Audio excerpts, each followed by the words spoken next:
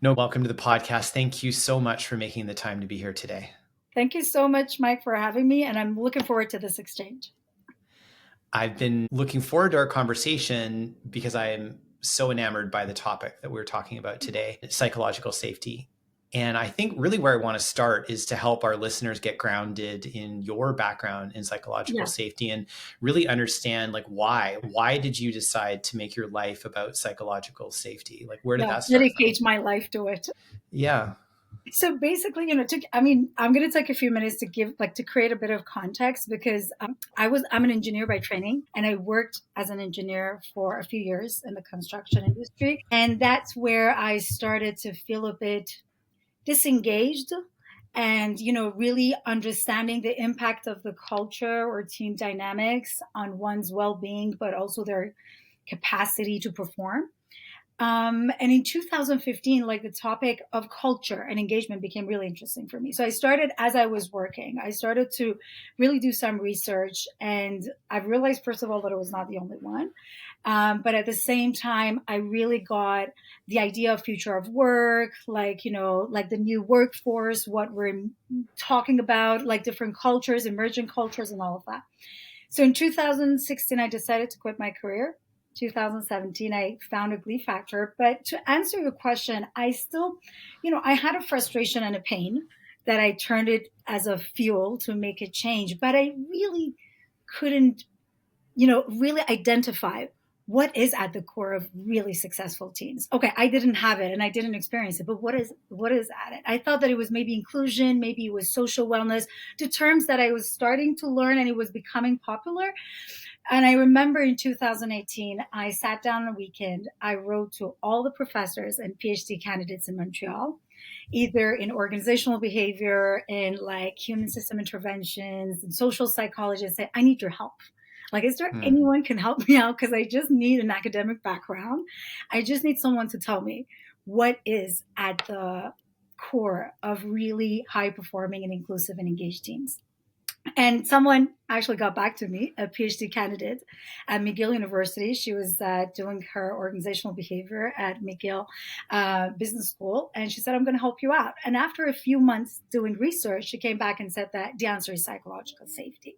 What you were Hmm. searching for is psychological safety. So obviously, I heard the term, I've read it in books, but I didn't know that much about it. But when I started to read like the research that was just, like published first by Amy Edmondson back in the 90s, it really resonated with me. She said, this is exactly what I was missing. Like that idea that I can take risks, that I can be myself, that I can reach my full potential. And I just thought that this is it. Like this is going to be our North Star to really change the team dynamics and really help leaders. So that's how I got into the world of psychological safety.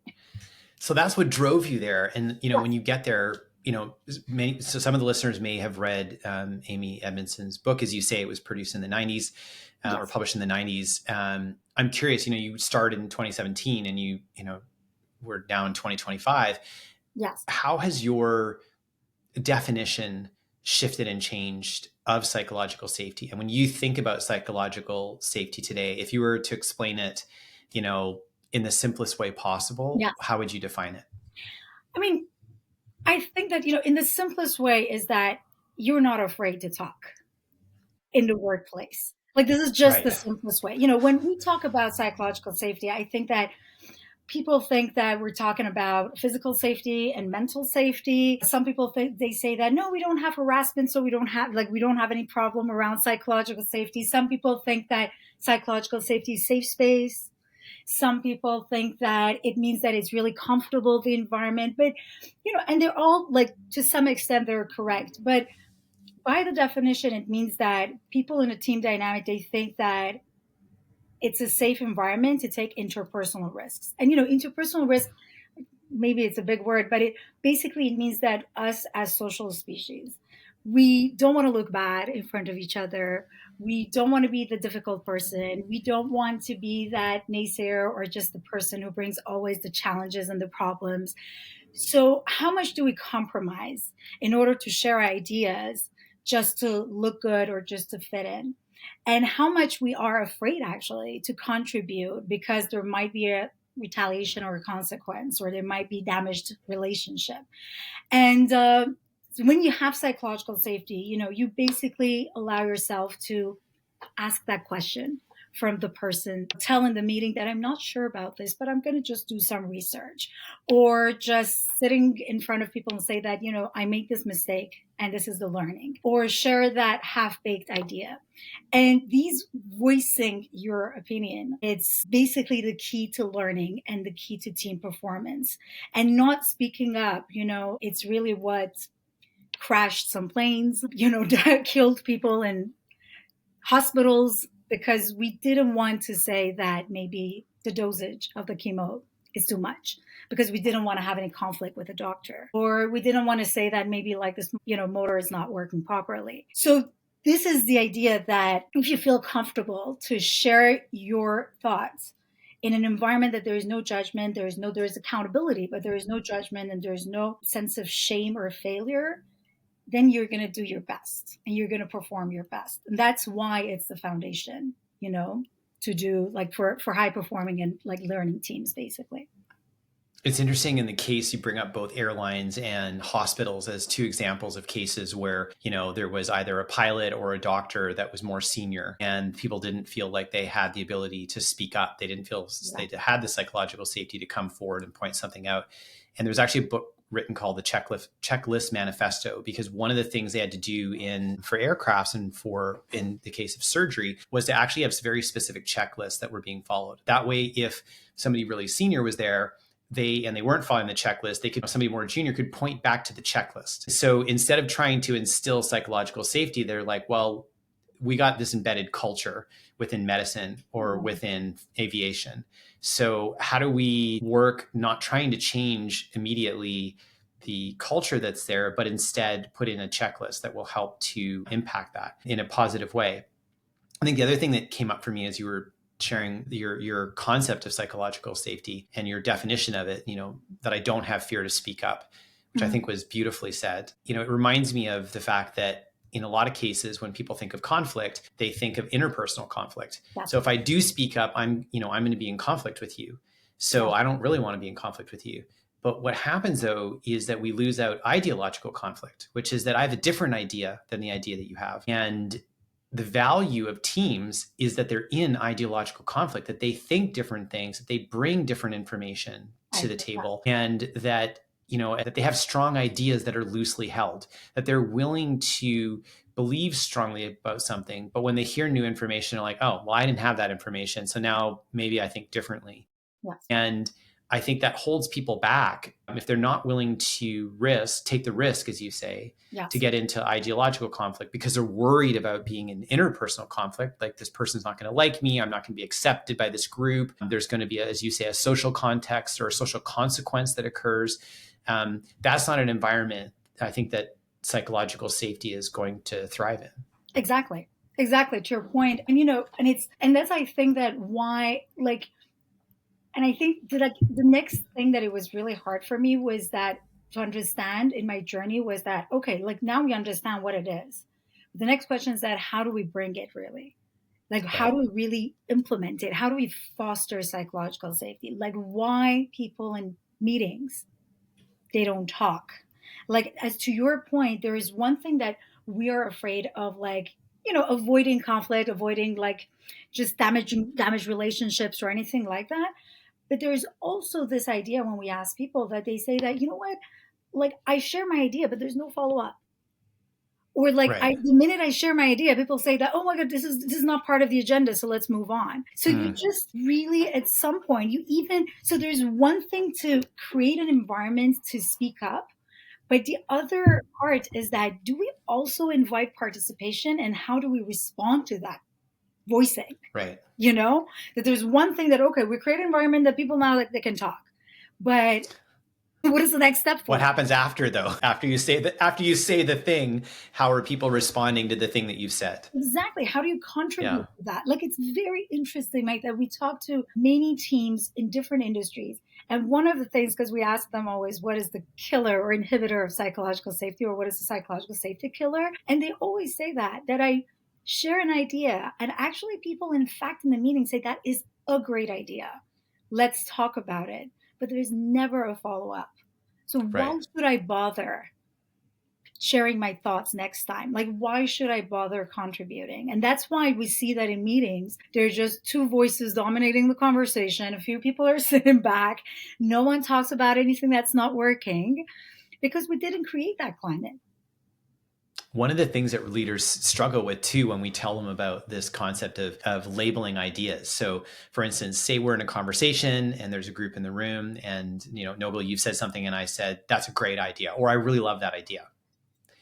And I don't use that same emphatic response with somebody else's idea. So now as a leader, I'm thinking, well, no, I'm celebrating what Nogol brought forward. So I don't understand what's wrong with that. And we would label that as a killer statement. Mm-hmm. And leaders struggle with that because they push back and they're like, why is that a killer statement? I'm agreeing with her. I said it's an awesome idea. I love her idea. Yeah. Yeah. Then the next person said an idea and you talked about it and you weren't as emphatic about their idea. So now you've labeled it. So now, depending on your hierarchy, if you happen to be the CEO or you're the most senior leader in the room, the group can actually catalyze around an idea because they see you're a fan of it, versus allowing all ideas to just be ideas. And it still allows you to riff. It still allows you to go with the idea. You can say, oh, that's interesting. You can ask questions. You can be more curious about it. You can be additive. You can add something on and upgrade the idea in some way, because that's what great teams do. They do that in a brainstorming sense. But it's hard sometimes for leaders to accept that, not killing an idea, but actually championing an idea can actually sometimes really kill the energy in the room for the other people who are like, well, he or she loves that idea or they love that idea, so I'm not going to put my idea forward. I mean, that's a very good point. And it's actually very interesting because I've never looked at it this way, but I can totally understand it that, you're somehow cheering for a certain idea and it's just like your reaction, but it just somehow said, okay, they don't like my idea as much, or she didn't like it as much.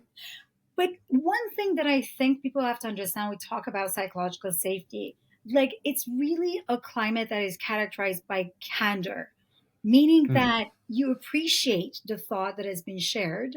You're going to be respectful about it, but it's totally fine if you agree or disagree with it and you still ask certain questions to better understand it. I think that one thing that leaders can do a lot, it's just that to really ask questions that are rooted in curiosity and giving people the permission to share their thoughts without necessarily defending it, but just really thinking why they think this certain way is or this idea should be the way.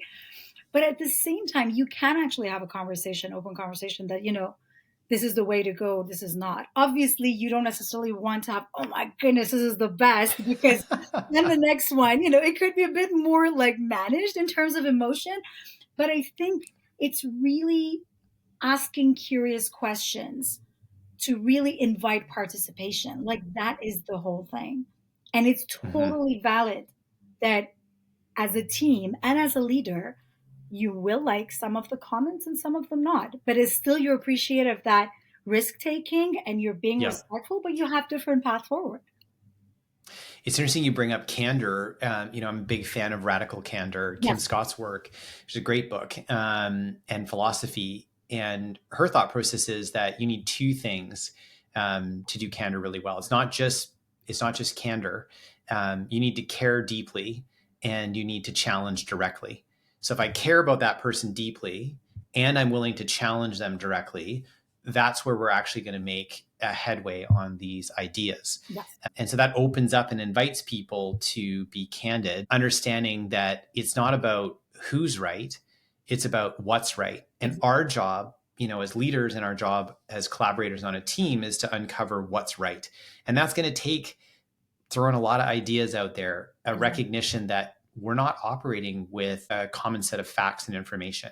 So I may have a strongly held opinion about something, and there's two other people in the room that have direct, actionable experience in that area and are speaking with a lot of facts and a lot of information. And it's interesting that I have an opinion, but it's not really useful in the conversation because these other two people really have the facts. And I, as a leader, really appreciate when the people that I work with day to day are willing to challenge me directly. Yes. Because I'm like, okay, they care deeply about me. They care deeply about the company, and they Mm-hmm. have more information. They also know that, whatever belief or opinion I've had might be based on less facts than what they have. And they know historically that my beliefs are strong, or that I have strong beliefs, but they're loosely held. Okay. That when they provide new information, I'm like, yeah, okay, I didn't know that. So I'm Yeah. willing to shift my opinion. But Mike, but this actually, you're just bringing something very important. And this is your role as a leader to set the stage for people to take risk, to challenge you, to tell you, because don't forget that we're still sitting in so many meetings that leaders think that they have to have the mindset of know it all. And they really, Right. look, I talk to them and I have empathy for them. They really think that they're constantly feeling awkward if they don't have the answer. They constantly think that they have to, like fill the void and fill the silence. And I'll just say, no, like just wear your facilitation hat, set up the stage, and let people guide them and direct them and hold space for them. But you don't need to know all the answers, but you can Mm. commit and hold yourself accountable to go and find the answers. So it's Mhm. just the mindset of learn it all versus like, know it all. And I think to your point, like this is exactly the role of leaders in creating psychologically safe environments. If you want to see people taking risk, you're actually the person taking Mhm. risk and say, you know what, actually, you're right. I didn't have enough facts. And now that you're saying, I'm convinced. And this is just a level of vulnerability that, that it's not necessarily that common. And I talk to many leaders and they come to me and say that, but my team, they don't ask for help. We don't have such a dynamic. Or people, they don't share mistakes. And my first question from them is that, do you do Are you that? asking for help? Are you sharing your Yeah, mistakes? Yeah, exactly. because they're right. Exactly. Because if you don't do it, no one's going to take more risk than you as a leader, and no Right. one's going to be more vulnerable than you. So you're the one, like paving the way for them and setting like Yeah. really the tone for them. And I think this is like not only leaders need to learn about psychological safety and like learn, equip themselves with the tool and knowledge, but they just have to embrace the mindset that we're the ones showing the way and like setting the tone. I think one of the challenges, like, when you think about how did somebody get to be a leader in the first place? For the most part, they were a subject matter expert or an individual contributor that was really good Yes. at the thing. And the thing could be social media marketing, it could be, running production, it could be finance, Yeah. sales, all the disciplines that are within a modern day business. Then somebody saw that and said, well, they're the best person on the team. Let's promote them to be a leader. Mm-hmm. Well, they've been promoted because of their subject matter expertise, right? Exactly. Their experience, their skill set, maybe their education as well. And now we put them in a role where, like, well, actually, you're not chief decider. That's not really what your role is supposed to be here. Your role is to enable the growth and development of the people that report to you and Yes. to make sure they're collaborating in a really great way. Yes. And that's a hard transition for leaders because they're used to people coming to them and asking for an answer and then them being able to provide that answer. And the Yes. difficulty, of course, is if people are entering their office or getting onto a Zoom or Microsoft Teams meeting with them and they give them the answer, then the person who got the answer is as capable after that conversation as they were when they started the conversation. If they move to a mindset of like, well, actually, no, problem solving is not my job. My job is developing the people that report to me and that are around me, then I need to put more of a coaching mindset on Yes. where I get super curious about what outcome they're trying to achieve. I get an understanding of what information they have so far. I help them with their thought process around it. We work on coming up with multiple options and eventually they land in a place where they have a path forward. And that's really what coaching is it's more about being curious. Now, you can still share experiences. Yes. Like if you've got experiences like, oh yeah, this has happened before. This is what we did in the past. This is how it worked out. You don't have to do that now, but this is Mm-hmm. just where we've gone and why. The situation may have changed since the example that I'm giving you. And when the situation was as such, it worked. This is how it worked out.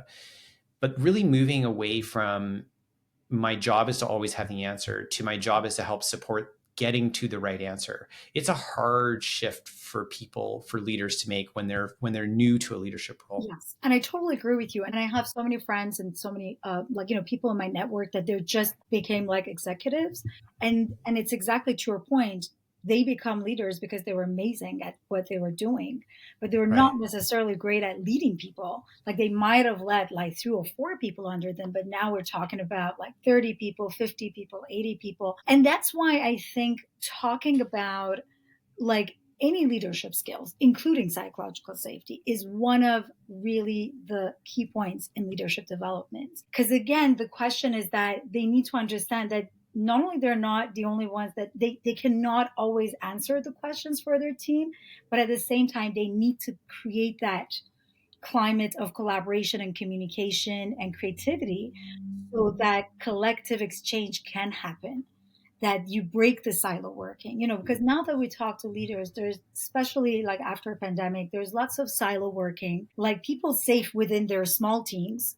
But when they talk to other teams or cross departmental or cross functional, that's not the same. So they might take a risk in 4 people like development team, but that's not the case when they talk to sales team. So the question is exactly that as a new leader, your job is not to be in all these meetings and try to solve all these issues, but really create a climate of collaboration and of communication. And that's where you can just, and it's the other thing that Mike was really interesting. Like I have to tell you the story because I met this guy like 6 or 7 years ago. He was in his 60s at a time.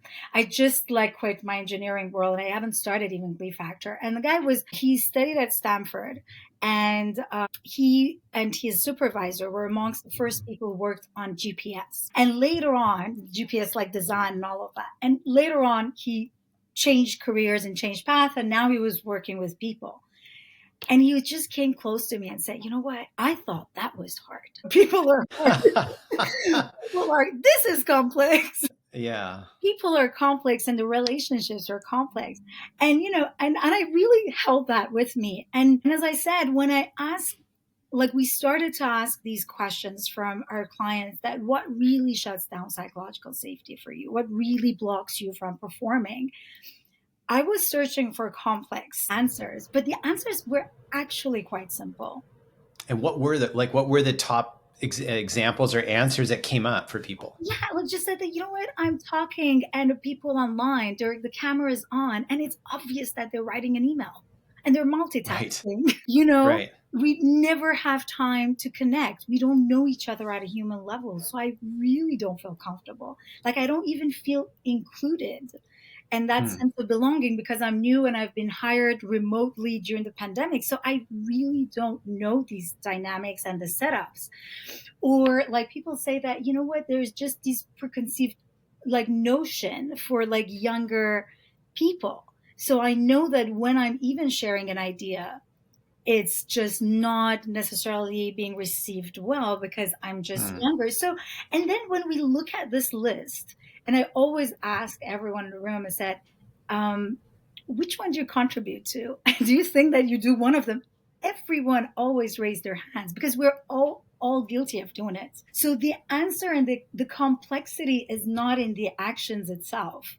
The Hmm. complexity is basically in changing that language, changing that posture, or changing that condition through small, consistent actions. So that's why I just, again, it's not a rocket science, the concept of psychological safety, but the complexity comes in when you really need to be in the room as a new leader, and you really need to read the room and somehow use the language and create an environment where people feel safe to take risks. And I think that comes with practice and with integrating like new behaviors and new norms.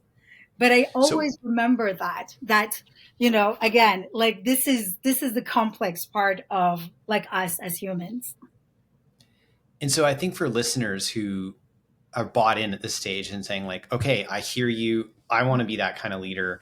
I Mhm. agree, psychological safety. I've been in those environments or I've not been in that environment. And so I want to create that environment with Yes. on the team I collaborate with the people that report to me, maybe with the people I report to or the person I report to, a cross-functional team, as you reference. What, before we get to the behaviors, the actions, the statements, even the language, I'm really curious, like, how would you think about the intention? Like, what intentionality do I want to put in the back of my mind before I step into an environment where I know psychological safety is going to create a better outcome for this team? What is the intention that I want to hold in my mind? I think that the intention could be, I don't need to be right. I don't need to have all the Okay. answers. I Yeah. want to stay curious. I want to listen.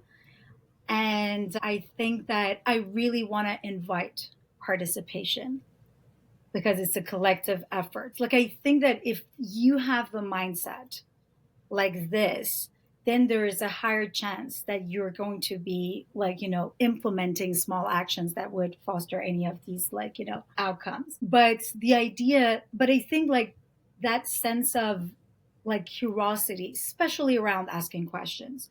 We always ask people to say that you want to get diverse ideas. Obviously, to your point, you said that diversity of thought is basically where the magic happens. But imagine we're sitting in a meeting and we all say that, do you have any different idea? Anyone has any different idea? Like, I mean, that's already a super scary statement. Like, you don't want to Yeah. raise your hand and say, that's exactly Yeah. me. I have that different idea. But instead, if you said that, what is the different perspective that we're missing here? Like, what are we missing here, guys? Like, just think about it. Like, are we just like blind spot or anything? So this is really rooted in curiosity. You're Mm-hmm. inviting participation and you really want to allow people to talk and to voice out their opinions. So I think that your mindset, as I said, because we are facilitators at heart at psychological as at Glee Factor. Not only like our expertise is like psychological safety, but we really believe in experiential learning and constantly enabling people rather than teaching people. And that's why we tell all the leaders that just have that facilitator hat in mind. You're the one running the show, you're the one guiding the conversation, but at the same time, you're the one holding the space for all these emerging ideas. I love the idea of having the facilitator hat on and leading with curiosity. And it's interesting because as I was hearing you describe that, I'm like, well, leading with curiosity and genuinely going in to ask questions and have a deeper understanding, not for agreement. Yes. I don't have to agree with people are saying, but at least I can understand their worldview, their perspective. Those are the same skills that actually drive empathy. Yes. So if I practice those skills, I am going to be more empathetic as a leader as I show up. And so I think curiosity, empathy, and showing up with a facilitator mindset, that's a wonderful, really simple formula, I think, Yeah. to have as a leader. If I was able to hold that intention going into a meeting, I'm going to be a different leader. It's going to be a different conversation. The collaboration is going to be better, and the outcome of that meeting is going to be stronger. And people are going to walk away with a different felt sense Yes. of what the experience was to be in that meeting.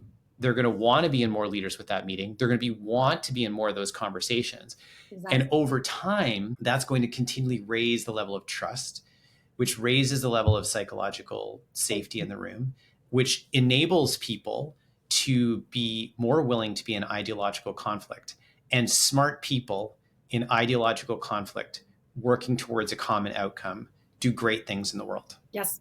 I couldn't agree with you more. Like, Mike, this is exactly like this is the mindset or this is the context you want to create for your meetings. And I'm going to tell you like just a few things because maybe the next question might be like, but how we do that?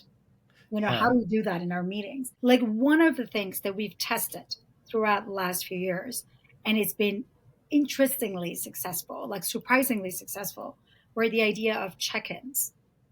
Like, like doing mindset check-ins, or like, and I'm going to say what is check-in and what is not check-in. There is one thing in the facilitation that we say that you need to connect. Like, there should be a connection before content. How many meetings we get in and we just start talking about the agenda, or the best that we do say, how was your weekend? How was your weekend? How was the wedding? It was all good. Bum, bum, bum, bum. It's done. And that's not a check-in. Check-in Yeah. has like really two objectives. Like, you really want to either get a pulse of people and see what's their mindset or how they feel as they're entering the room. So you're asking like this, like how do you feel?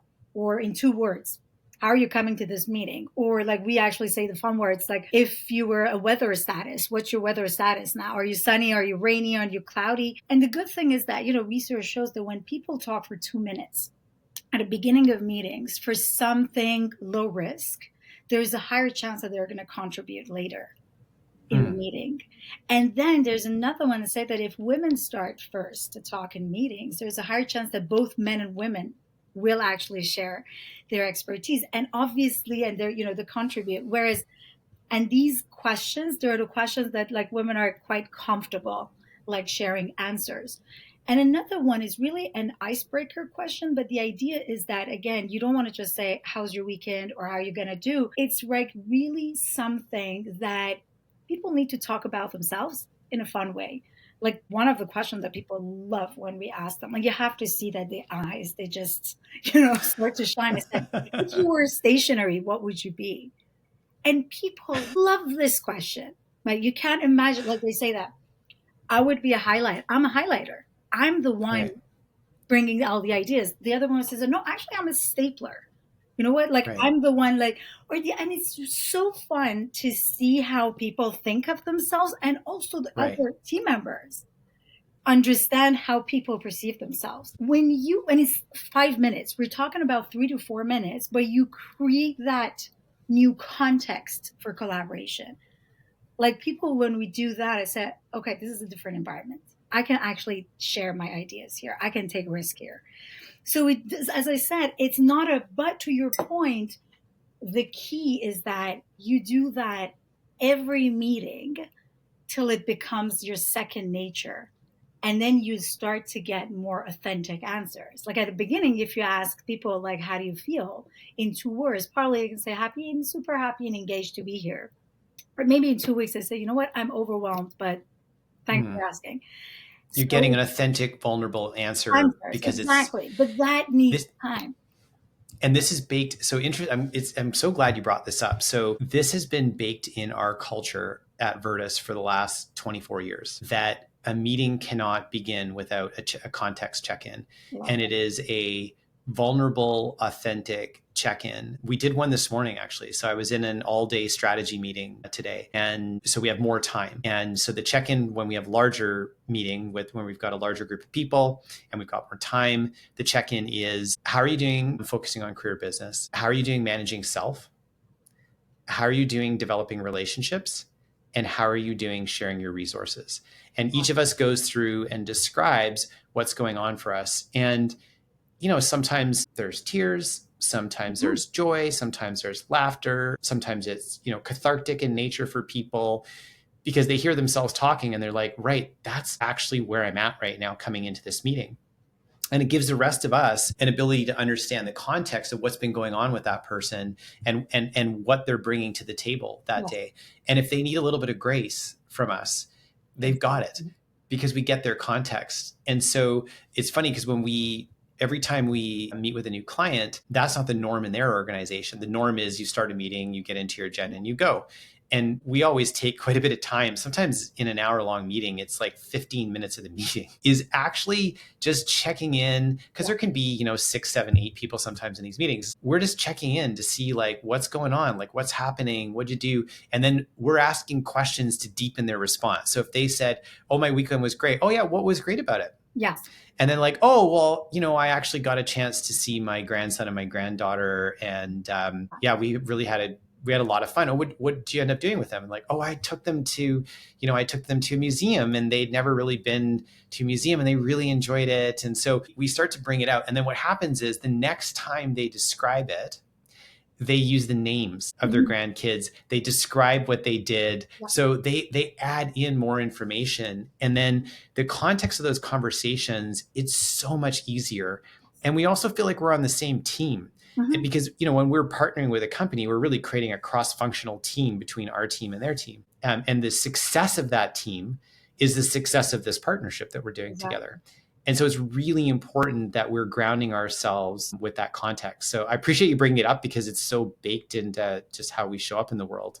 No, but I mean, your questions actually have to say that first of all, like you've built that psychological safety so that you can ask these questions because these are not easy answers. But to your Yeah. point, like what you're doing is that you're building inclusion safety. I like the book Fearless Organization from Amy Yeah. Edmondson that was out back in 2019, I guess, that it has so many case studies of unsafe, fearful and also fearless organizations. But another research by Timothy Clark is around 4 stages of psychological safety, which the first one is inclusion safety. Like if Okay. people are not connected, if they Yeah. don't have that sense of belonging and they don't feel that they are part of this greater good or greater team dynamic, there is a very low chance that they're going to take a risk to collaborate, to communicate, or to challenge the status quo and create and innovate. So that's why, these check ins, as simple as they may look, they really create that inclusion safety that we need for collaboration to take place. I And I love think that's that. why, yeah, they're super powerful. Yeah. So let's talk about those stages then. So the first Yeah. stage is inclusion. Yeah. So walk me through, what are the stages? So actually, in Timothy Clark work, is the 4 stages is inclusion safety, learner safety, contribution safety, and challenger safety. We look Okay. at everything that we've been learning from different places, and we've created our own index that we call it I+3C index to measure Okay. psychological safety, and we Great. call it around more. I mean, it could be very similar, but it's not necessarily stepwise, but it's really inclusion, collaboration, communication, and creativity. So the whole point is that we need to understand that we cannot, for example, form a team or have a new leader and there's no psychological safety and say that we have to innovate, because this is the Right. riskiest behaviors that we need to activate in order to challenge the status quo that this is not working. So we have to actually start with the inclusion, and it's very sad as I'm talking to you, because the company that put psychological safety in a business world was Google. Amy Edmondson research was published. The article was published in 1999 at Harvard, and it's been around in the academic world for 17 years. But then in 2012, Google decided to do a few year research called Aristotle, with $80 million investment, to really understand why some teams are working better than the other ones. And they thought that it might be the composition of the teams, the relationship between people, the leadership, the impact, the project, the nature of the project. What they've realized after 5 years of research was that, yes, they were 5 factors, and those 4 factors they were somehow counted in, but by far psychological safety became the first factor. And basically, the article that they written down, someone wrote down in 2016 at New York Times, that's where psychological safety became the popular world in the business world. But then the same company just last week say that we're going to be removing all right, or revisiting our DI, all the policies around that. And it's really disappointing, because they've done the research and they know that without psychological safety and inclusion safety, people won't perform. It's just as simple as that they won't do their best. And they know it better than any of us. But they still, went on this decision. So I don't know, Mike, how do you think about the future of work? But I really think that we're living in a world that companies' impact on people is really beyond what they just create or what they produce, their services and products. And it's really through how they lead people. I think now the question for so many of us in the new generation is not just what you created or what you serve, but is how you do it. And I think that, and I saw it, I firsthand experienced that when you are not an engaged person, and as a professional, you're not an engaged person in your personal life, and you're not an engaged citizen. Whereas, and there was interesting research that shared this idea that disengaged parents tend to have more kids in schools that are prone to be bullied. So, and it does definitely make sense. I think for the longest time, they told us that it's like a personal life and professional life, but definitely the way we lead people and the way we treat our people has an impact on their parenthood and their family and their them as a citizen. So that's why, for me, the idea of creating psychologically safe environments, creating high performing and inclusive team dynamics is not just like a nice to have for, like, companies. It's an essential, and I just think, I don't know what's your take on this. I would love to hear your thoughts. That I think with everything going on with large corporations, maybe SMBs and small, medium businesses, they have an opportunity to lead the way to build these safe and inclusive and engaged, like, cultures that are, like, more like addressing the needs of people. Like, what do you think of that?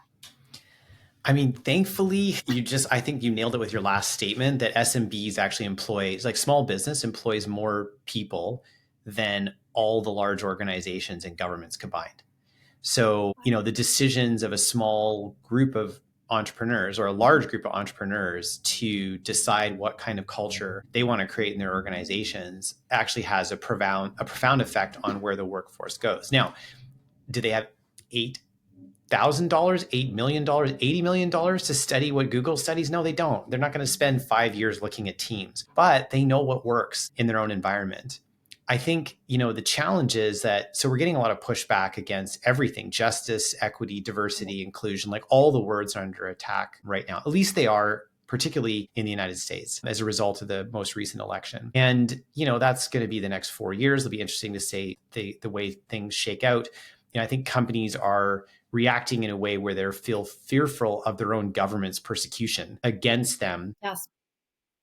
And so I think partly this is to somewhat maybe move some of these things underground. Yes. The reality is that before we started talking about inclusion, we were talking about the fact that introverts and extroverts show up differently in meetings. And hey, there are some really smart introverts that maybe need some time. And actually, it's more the difference between being more contemplative and more expressive or outgoing than it is really introversion and extroversion. But we used to use those terms to Yes. mean those things. And so, they would say, oh, well, somebody that sits back and is quieter in a meeting, well, they're not going to be as strong of a leader. And it's like, no, that's actually not one of the things you need to judge introversion over extroversion relative to their leadership capabilities. And they're, from a facilitation perspective, the outgoing extroverts are going to say what they think. The ones that are the external processors, the way they think is they talk the way through they think. Whereas the ones that are more contemplative and more introverted are actually going to take the information in, and they need more time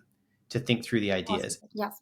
Yeah, to process it. And also their ideas need to be drawn out sometimes to get them into the conversation. And that's what great facilitation is going to be. Yes. That morphed into, we need to create more inclusive environments that aren't just a balance of, from a gender perspective. Exactly. At the original case, it was male, female, right? Then it was introversion, extroversion. It was external processing, internal processing. Then it moved to, well, actually, no, we have previously underrepresented minorities who have a lot to say, but haven't been part of the conversation. So we need to include more of them. And I think, the reality of having greater dialogue from more individuals that come at issues and opportunities from a different lens, yes, will create a better decision in an organization. And so with that definition of inclusion, yes, I don't think inclusion is going away. I think that we're in a weird time where there is a little sort of battle on woke. Exactly. And right. And there's a polarization, between the two parties in the US. We don't really face that in Canada as much, and the rest of the world doesn't face it anywhere near as polarizing it is as in the US right now. But it does mean that certain words can become trigger words and they become toxic. And so I feel like conceptually, we know that things like radical conversations are a good idea. Radical candor is a good idea. Fierce conversations are a good idea. Making sure that we have as many viewpoints as possible is a good idea. Making sure that there's fairness in our workplaces. Yeah, like I think, people see that, making sure that people are being promoted based on merit. Like no one argues these concepts, but there's words that are out there right now that are some pretty big trigger points. You asked me what my sort of future work lens is. And I think that we're going to continue to make progress. Yeah. We may have to change some of the words that we use. Mm-hmm. And I can look back and tell you that the words have been changing a lot over all the time time. anyway. Yeah, you're It right, doesn't Mike. really matter. That's a It very doesn't matter. positive. Yeah, that's actually a very positive Yeah. spin to it.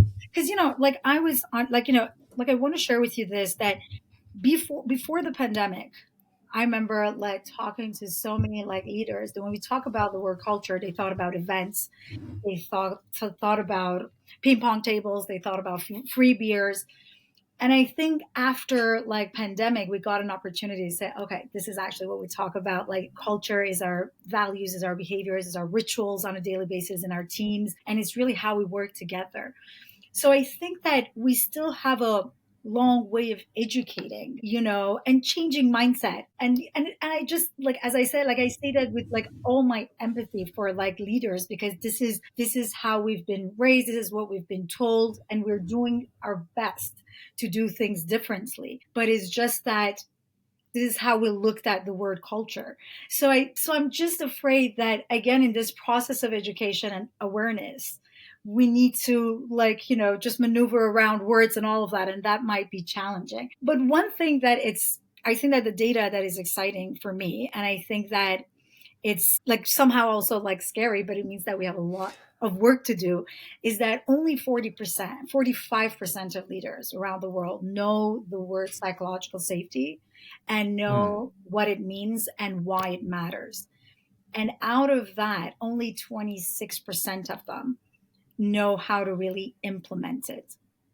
And that's actually another question. We always give this example because I'm sure you know that people like to get a workshop on psychological safety and then change their teams for the best.